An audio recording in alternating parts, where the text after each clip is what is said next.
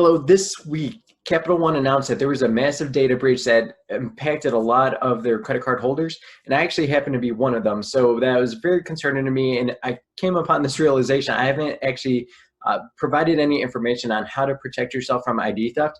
And so there's a couple of quick tips I'm going to give you. Hopefully they'll be helpful, give you a lot more confidence, because obviously there's a lot of shady people out there doing shady things, and instead of putting your head down in the sand and try to hope that that's not going to occur to you, there's actually some steps that you can do to empower yourself and be more confident that it's less likely to impact you. So with that, we can dive in. The most common thing, probably the easiest thing to do, is just change your passwords frequently. I know it's very convenient to try to make them super easy so you don't forget them, so you don't have to reset them in the future. But making them as difficult as possible is always going to be a good feature to have.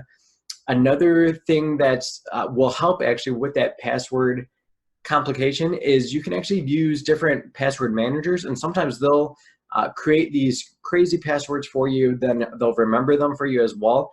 And that's very helpful. There's lots of great options for that. I use LastPass for myself. And another key feature, hopefully more and more companies and logins will start to provide this. Usually all of the more sensitive information like bank accounts and credit cards, online investments, things like that, they do allow you to authenticate your passwords when possible. So basically what that looks like is you can either tie it to your phone where they'll send you a text message. So I'm sure a lot of you are familiar with those things already. And then there's another thing that I've been using when it's available is there's actually an app that I use called Google Authenticator. Sometimes that's an available feature for your logins, and if you set that up, it randomly generates a number, I think like every 30 seconds. So you have to log in using your user ID and password, and then use that authentication number within that 30 seconds in order to actually gain access. So that's one that's super helpful, and that's one of the things that I have implemented for my clients' logins as well. And additionally, there's other stuff you can do too. So you should be checking this anyways. You should be reviewing your credit reports at least annually. You can actually split it up, and because there's 3 different credit bureaus, you're entitled to a free credit report from each one of those. And so if you spread that out over the course of the year, you can actually check in on those 3 times a year.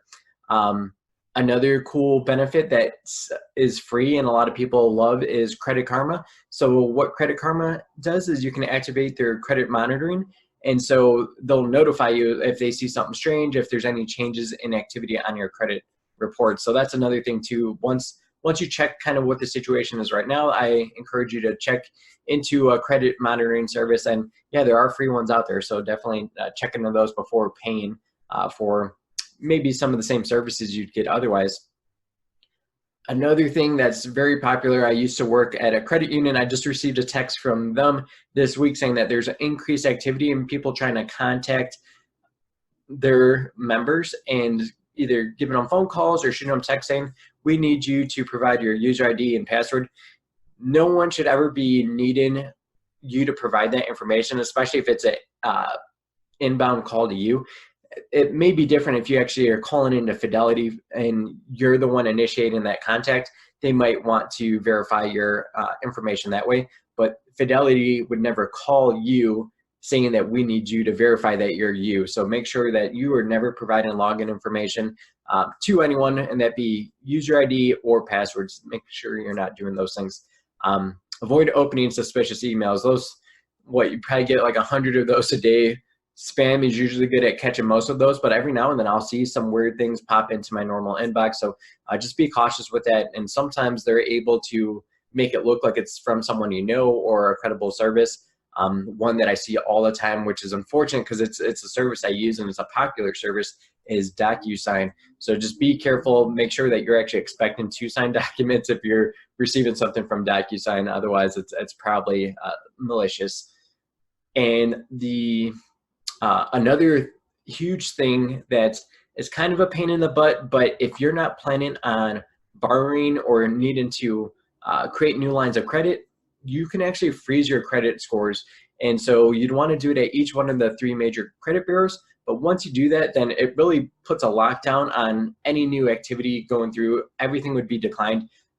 When I was working at the credit union too, people would come in and they would forget about having those things put on. So they'd have to make a call, and it would take a little bit of time to allow them to apply for the new auto loan or credit card, whatever they were needing at the time. So great thing to do, because it definitely makes sure nothing new is going to happen. But it can be a pain in the butt factor if you just kind of forget it's there and you're trying to do something urgently to access new credit.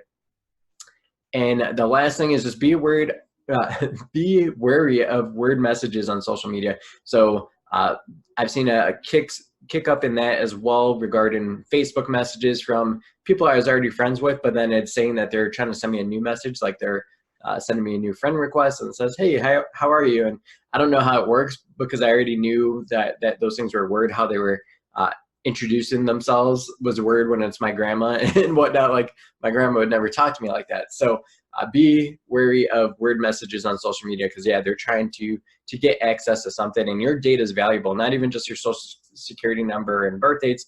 All of your data is valuable, and it's one of the most valuable commodities that people don't realize. That's why a lot of these services are free, because you're allowing your data to be shared with whoever they're sharing their data with. And so that's valuable, more valuable than what you'd be paying them for either a subscription or a one-time cost. So keep all those things in mind, and just know that you can take control of your identity and not have to be worried about it. And you also don't have to put your head down in the sand. So hopefully this information is helpful. And I recommend that you reach out and start to use some of these resources.